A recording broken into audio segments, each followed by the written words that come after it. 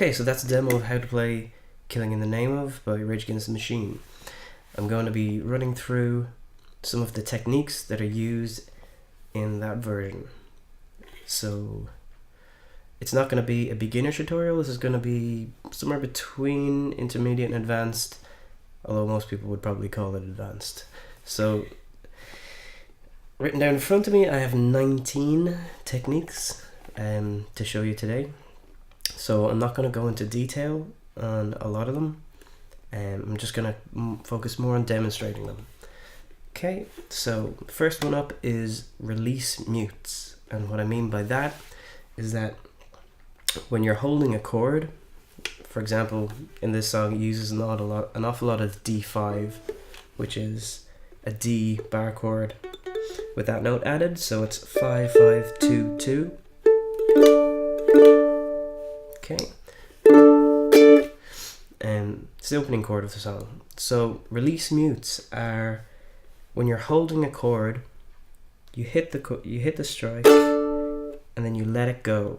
And when I say let it go, I mean that you release your pressure here, holding down the chord, not like this. Don't like let go of it or anything, but something in between. Now you're gonna want to let go, but keep your fingers exactly where they are. So it sounds like this, or. Do you see what I mean? I have to time it obviously for how long suits the song, but the idea is the chord rings out, then you release, and then it doesn't. That's what you're trying to accomplish. So strum it, let go. Strum it, let go.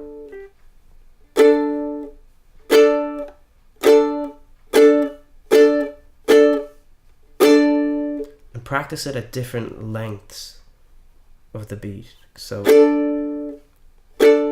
don't just get used to going. Just get used to different lengths. Okay, that's how you release mute a chord. In order to do that, that chord is going to have to hold down all the strings, so it's going to have to be a bar chord. Anything that's not a bar chord, different story, and I'll get into that in another lesson. But this, I'm just going through what's used in Killing in the Name of. So, release mutes on chords. Okay, the next one, 2. 2 is sliding notes. Now, basically this is going to be something like, for example, 1st string, 3rd fret.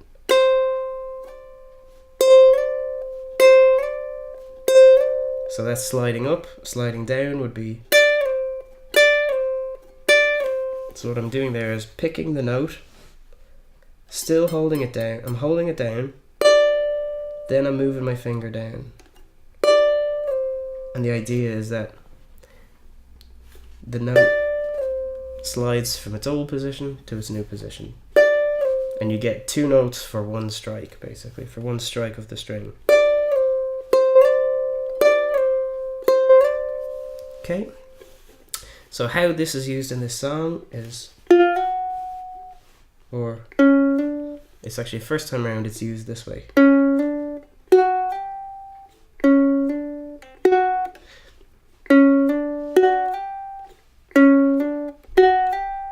Okay, so just try it on the 3rd string, 1st fret, slide up to the 2nd fret.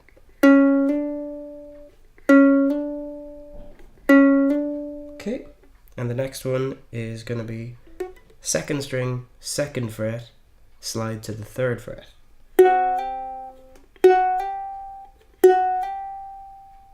So the 2 of them together would be.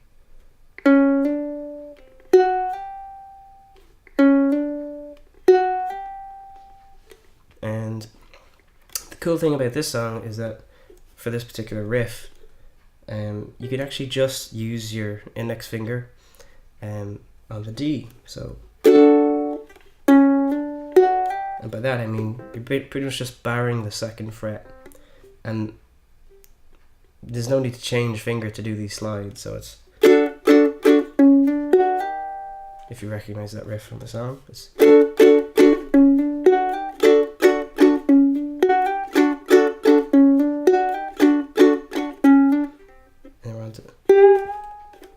we're on to riff 3, or the third technique, which is bends. So you're bending a note. This one, in this particular song, it only pops up in this riff. So it's what we're doing there is we are on the 2nd string, 3rd fret. Right, so the best way to get bends are very difficult at first. So don't get discouraged if you haven't done it before and it's quite tricky. It's probably going to sound like at first, like really weak. So the whole thing is that you're trying to start at one note, then bend it so much. In this particular case, it goes up the equivalent of 1 fret. So will become, so you bend this note up so high that it sounds like this. Okay, so when you bend it, so to bend up and down. In this particular instance, it bends up and then down. So up, then down. But it's only struck once, so the whole thing is that you're gonna have to go, because it's quite quick. Okay, and the best technique-wise way to support your bending finger is to have the other fingers behind it. So in this case, I'm using my ring finger to do the bending note, and these two behind, so middle and index. And that gives it more strength. Also thumb on the back. So, and how that works into the riff is,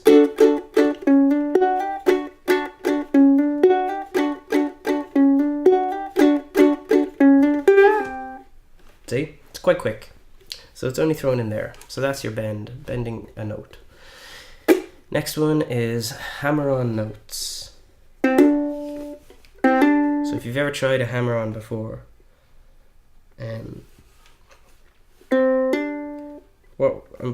just for this example, I'm going to use the 3rd string.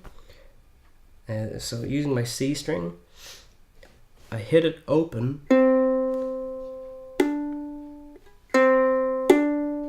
Okay, so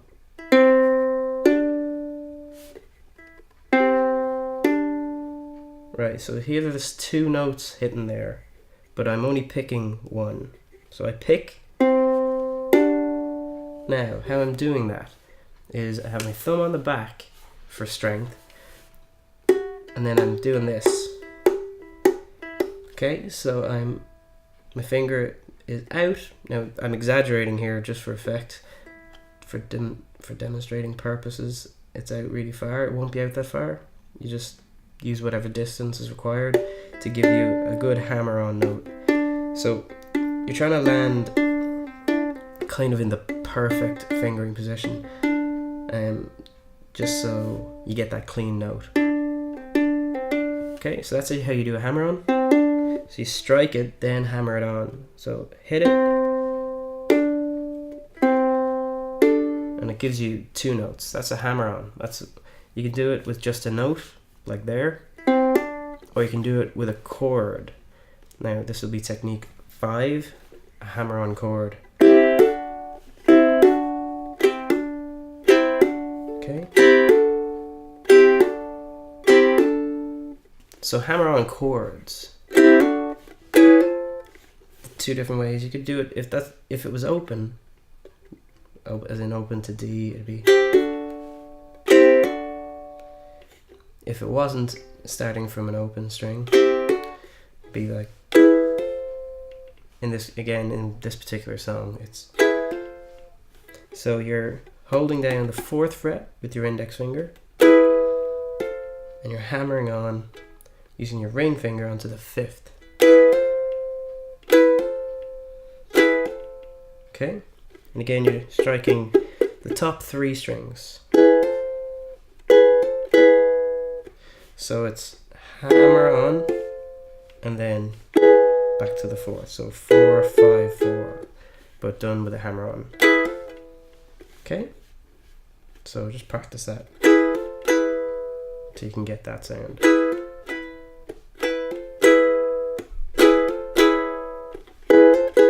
you don't want, make sure you're not getting that sound because that's not suitable to the chord. That's a different chord. So you're trying to get these three. Top three strings. Okay. So be low. Okay. So just practice that technique, just hammer on chords. Okay, and 6. 6 is muted notes. Now what I mean by muted notes in this particular instance is rocket science. Okay. So what I'm doing there is I have my index finger is touching the strings, but not so much that it's holding down a note. So that it's going rather than, okay, so it's what you're looking for. And it's whatever string is referenced in the song. So that bit. So listen to after the hammer on. That might sound really insignificant, but it's something that demarks the kind of the end of that particular measure, the end of that riff before it moves to the other part. So it's,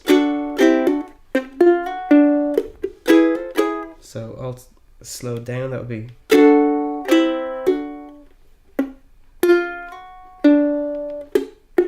so there's 3 muted notes in there all together. There,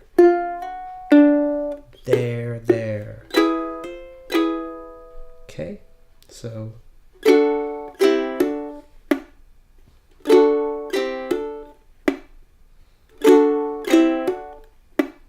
get used to that. Okay, muting a single note. Right. Next up is number 7. Right hand palm muting. Okay, this is very common. This is a way of moving it from a loud open sound to a quiet sound by doing this. It's a technique that's most commonly used in electric guitar, and it's hugely useful for creating dynamics in your playing. And by that I mean whether something is loud or quiet. So you do this by placing, funnily enough, the palm, or the side of the palm of your hand, this part here, and that skin goes just in front of the saddle. So this is your saddle. So the skin on the palm, side of the palm of your hand goes here. Okay. Just across there. And basically the further up this direction that the palm goes, the more muting is taking place. So the more muted it will be. And again, the further you move back, the less muting there will be, to the point where it's just not muted at all. Okay? So if you're just on the bridge, you can still get it to sound like it's not muted. But just as you move over the saddle, it'll start to sound muted, and then more until there aren't really any notes. It'll just sound muted completely.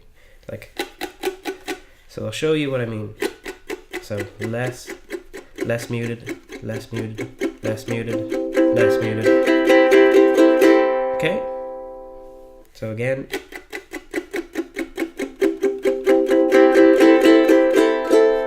Okay. Now, how much muting you want is up to you, and that's determined by the position of your hand. So, and again, if you want less muting, move back. You want more muting, move up. Okay, so that's right hand palm muting. And if you were to do that over, say, the Killing in Your Name of riff, it'd be,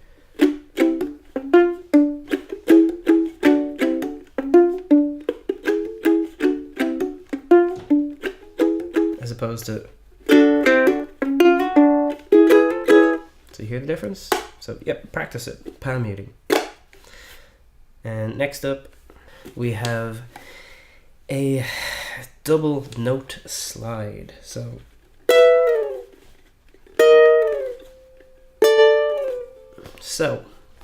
just as it was with sliding before, single notes, so that'd be sliding up, this would be sliding down, same thing, but there's just two of them at once. So in this particular instance, we're going to be sliding from the 7th fret down on string, first string, second string, and you're not going to any particular location, so it's not like we're going just sliding down the frets until it drifts away. So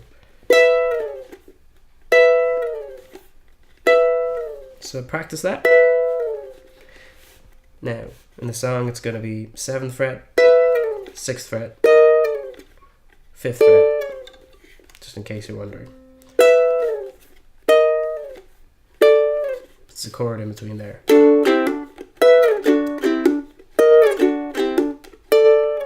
So you see how it fits in? 9, the muted swing shuffle rhythm. So this is going to be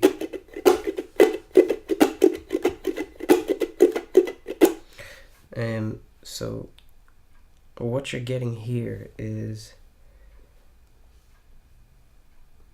a swing rhythm, and a swing rhythm often has things working slightly offbeat or part of it offbeat. Well, it's up down, up down, up down, hit, up down. So there's a little thing on the third one, and that thing is like a body hit. So you angle your attack and hit the bottom few strings and also the body. So you're hitting the nail of your index finger off the body as well as the strings. So that's the kind of body hit. That's basically at the end of that's the third pair. So if that makes sense. So you're starting with an upstroke and a downstrum. Upstroke, downstrum. Then upstrum, downstrum with a body hit. And then up and downstrum. So put together into a pattern, you've got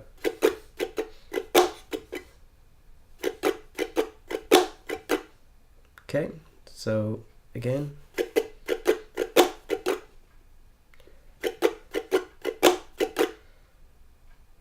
okay, so if you can't get used to that, just practice the upstrum, can throw people off a lot. So just give a few listens. I'll play it on loop now.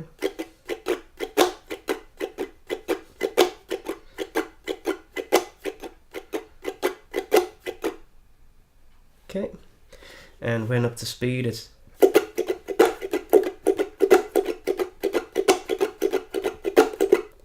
that rhythm is actually carried on in the song to another part that does have chords as well. So,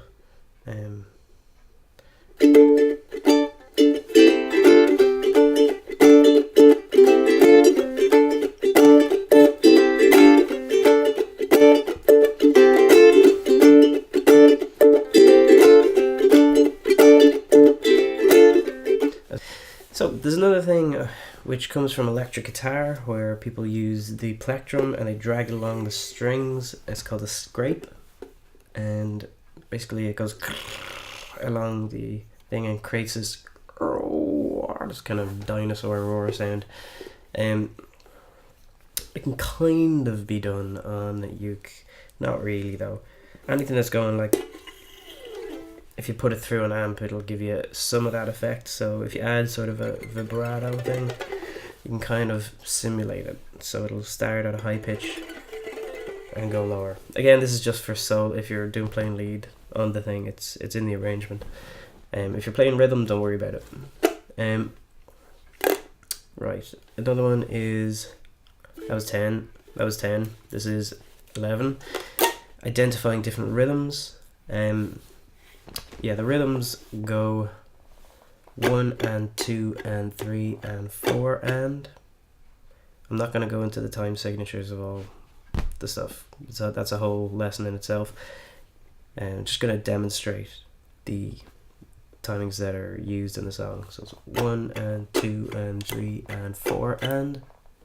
Okay, so just do that over and over and get it in your head, get familiar with it. And then the second one is 1, 2, 3. So the second one is 1, 2, 3, 1, 2, 3, 1, 2, 3, 1, 2, 3. You'll have that on the parts that are like, and there's other parts as well. The third one is 1 and 2 and 3 and 4 and 5 and 6 and. Where this comes in is on the fast drums. You're going to be doing, so it's 1 and 2 and 3 and 4 and 5 and 6 and you stop there. You don't continue. So 1 and 2 and 3 and 4 and 5 and 6 and. Okay, and that'll be on the fast drums. So when you bring that up, again, do it over and over, get familiar with it. 1 and 2 and 3 and 4 and 5 and 6 and speed it up as you practice till you can get it to 1 and 2 and 3 and 4 and 5 and 6 and 1 and 2 and 3 and 4 and 5 and 6 and. Okay, so that's going to be the fast drums. It's used throughout the song, I think once or twice, and then again at the very end. That'll be covered in the other tutorial. The once-off ascending riff. This isn't so much a technique as just something in the song. There's one tiny little measure where this riff happens. It's the verse on the second time around. So, second verse. Now, if you don't want to play the riff, don't worry about it. Just stay on the normal riff. Sit it out for that one tiny little measure, and then come back in. The trick to this is it's just an ascending riff along a scale. So it's a melody. And again, it'll be covered in detail in the other tutorial. This is just the technique. So that's just an ascending melody along a scale. 14, we've got sliding chords. So the same way that you had sliding notes, like you can do the same with a chord, that kind of thing. How it's used in the song is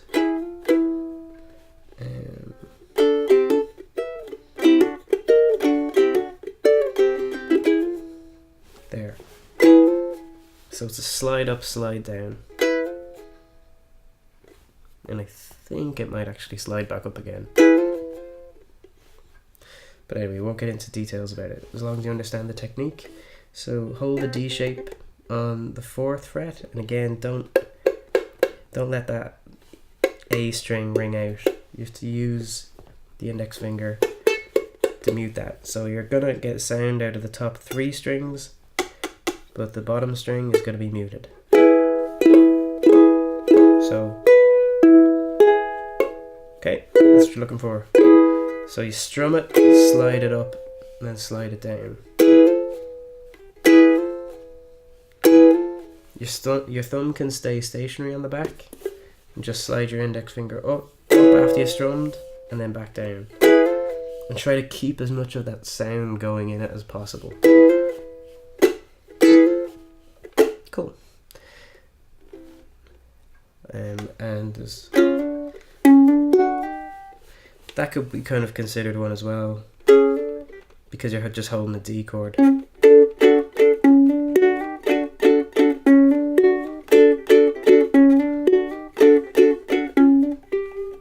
Anyway,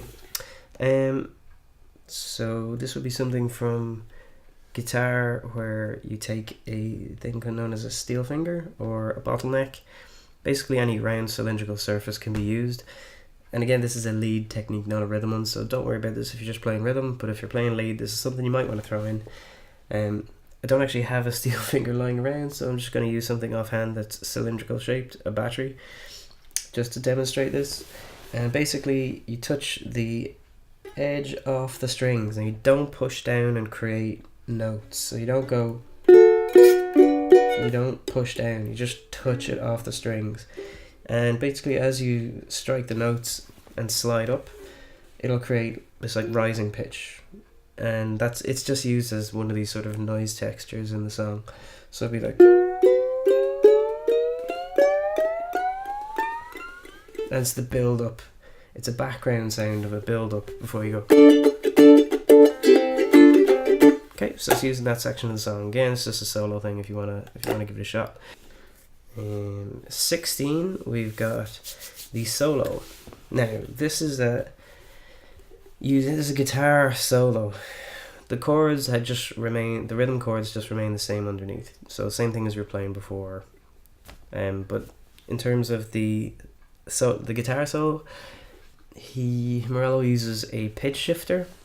It's an effect which, say if you were to play that note, it would play, if you had the pedal up, it would play that note. If you depress the pedal, it rises the pitch depending on how much you lower the pedal, so it would slide. So you probably hear that kind of a sound as he's going to his notes.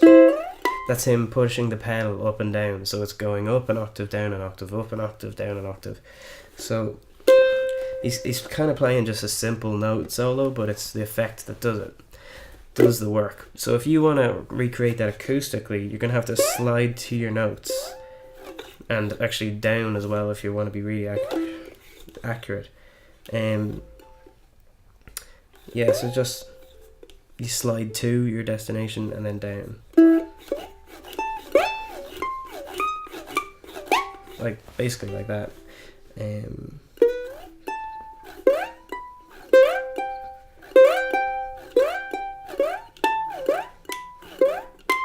So that's the technique, just to copy the pitch shifter. Yeah, it's just copy the pitch shifter. It's how you go about it. You can look up the notes if you want to figure out the solo. 17, ascending power chords. So this is the part, kind of the breakdown. This is where everything turns into this big noise fest. It's right. So the technique used in that 2 here. Right, I'm holding what is the kind of ukulele equivalent of a power chord. A power chord would be a term on guitar for like a simplified version of a bar chord. So what I'm doing here is I'm playing a D5 power chord. The thing is, I'm muting 2 of these strings so that I can strum away without having any open strings mess with what I'm playing. So even though I'm holding a D5, I'm essentially holding, first string is muted, second string is on the 5th, third string is on the 2nd, and then I'm overextending my index finger. So I'm still holding down the note with my index finger, but I'm overextending it so much that it's actually touching the top string. See what I mean? And it means that when I strum, I get mute, 2nd, 5th, mute. So there's only these middle 2 strings are ringing out the chord, right? Okay. So what I'm doing here, that's the chord shape. That's how you pull off those mutes. And I'm making basically a laser gun with my finger. I'm keeping my index finger a little bit loose because I'm going to do a fast strum with it. I'm pointing it down towards and basically making a kind of a rainbow arch movement. So just keeping my hand above the fretboard, round here on my neck, and I'm doing this. Okay? It's all in the wrist, like that. Okay, and you don't move your arm at all. Your best bet is to just keep your arms stationary and swing your wrist to create like a rainbow arch. Because you're only really aiming for the middle 2. And it's going 1 and 2 and 3 and 4 and 5 and 6 and 1 and 2 and 3 and 4 and 5 and 6 and then you move. So I'm not going to go into like what happens where. That's how you do those power chords with that rhythm for the ascending thing. But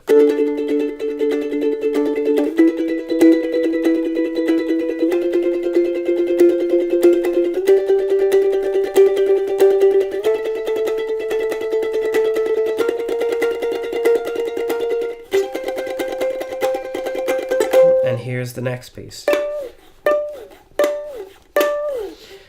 Right, so it's power chord again, same, but it's in the final position of the ascending chords. And you go, if you don't have enough frets along the neck, if you're playing a shorter scale uke, like a soprano or a concert that doesn't go that high, you can switch from these two strings, these two middle strings, to using the bottom strings. And what would be there, the final position, becomes this. So that would be 12 and 10.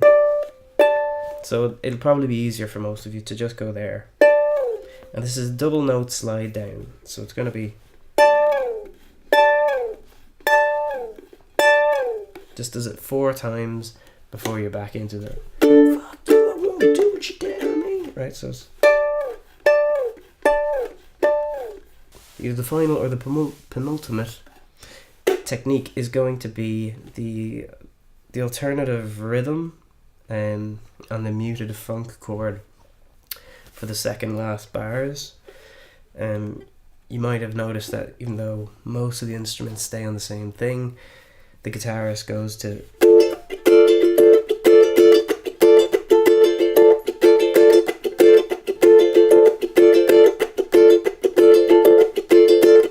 before the. Okay, so we're just doing that funk kind of, I'm calling it a funk riff.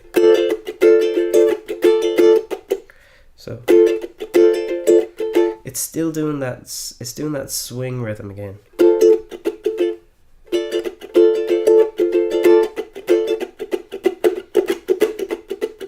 It's just slightly less severely done, like.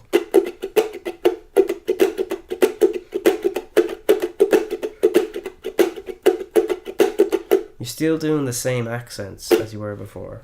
Some of those ones it's hard to play slowed down.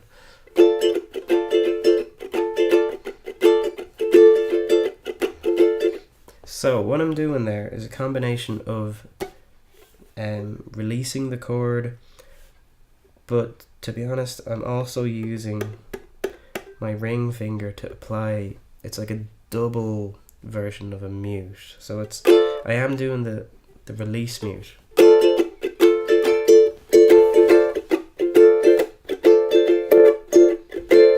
To create that rhythmic muting.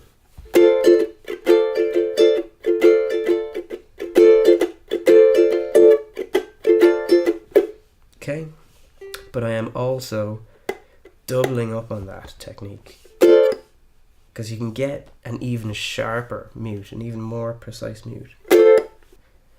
Okay, so the alternative rhythm muted funk chord. For this, you just bar the 5th, all of it. And you're going to be playing a rhythm where you're doing chord release mutes. So left-handed chord releasing mutes. So remember what we discussed that before?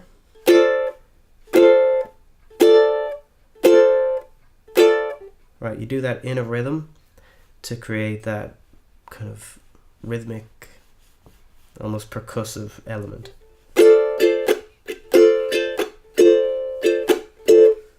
And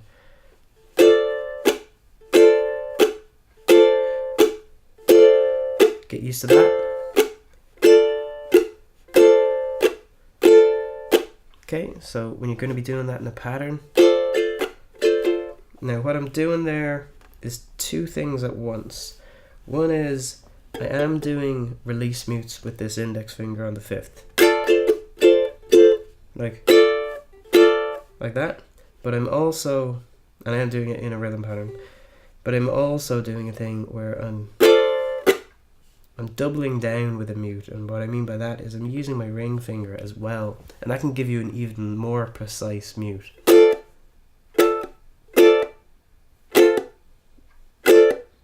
Do you hear how tight that is? It's very immediate, and there's no ringing out. There's no ringing out in the body. You can just hear it. It cuts it straight away. So sometimes applying a finger that's further up from your chord is a good way to get muting. Like that. Hang on.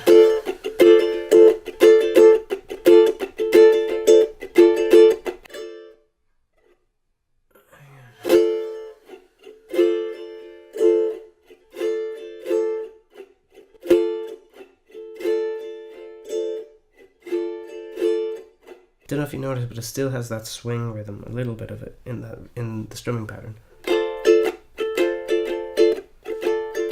Not quite as pronounced as it was before, but it's a more straight version of it.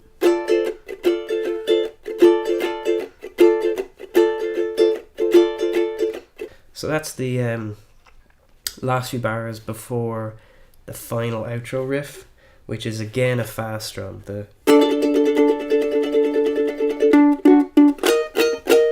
Right, the best way to do this is to just take it, be familiar already with the 1 and 2 and 3 and 4 and 5 and 6 and version of this quick strum. Just be familiar with that already. Now this one is slightly different. It's a very unusual one because it does that for a longer time than it did before, and you could spend all day trying to dissect where it switches to the other rhythm pattern. But I find the best way to do this is to just take this at face value as I start counting 1 as soon as I start strumming that, and I count 1, 2, 3, 4, 5, 6, 7, 8. And as soon as you hit the 8 in your head, you switch to the other rhythm pattern of 1, 2, 3, 1, 2, 3. So when you're strumming it, it's 1, 2, 3, 4, 5, 6, 7, 8, 1, 2, 3, 1, 2, 3. Now I know that seems insane, because it kind of is, but that's the most accurate way I can describe it. So it's 1, 2, 3, 4, 5, 6, 7, 8, 1, 2, 3, 1, 2, 3. So I'll just play it again slowly. 1, 2, 3, 4, 5, 6, 7, 8, 1, 2, 3, 1, 2, 3. So how you're counting that this time is different to how it was earlier in the song. So you're doing essentially 3 strums for each count. 1, 2, 3, 4, 5, 6, 7, 8, 1, 2, 3, 1, 2, 3. Now that's going to take getting used to. It's an absolute head wrecker because there's kind of an alternate strum pattern. You're doing 1, 2, 3, 4, 5, 6, 7, 8, 1, 2, 3, 1, 2, 3. Okay. I could be terribly wrong, but that's just how I do it. If in serious doubt, you can just maybe skip the actual strum on that, or you can just wait. You can just wait for the 1, 2, 3, 1, 2, 3, or you can strum the other one. And then just stop. And in time, you will get used to it, and it'll make sense, and you'll start to guess where it is. Or you can just dissect it if you like and come up with your own layout for the time signature and everything. It's a very unusual piece, the very end. That bit just takes practice. It's not so much a technique, it's just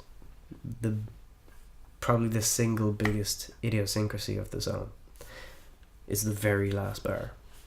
So it's a bit of a one that you definitely want to nail the outro. It's difficult to nail it right. You can do it passably easily, but if you want to get it right,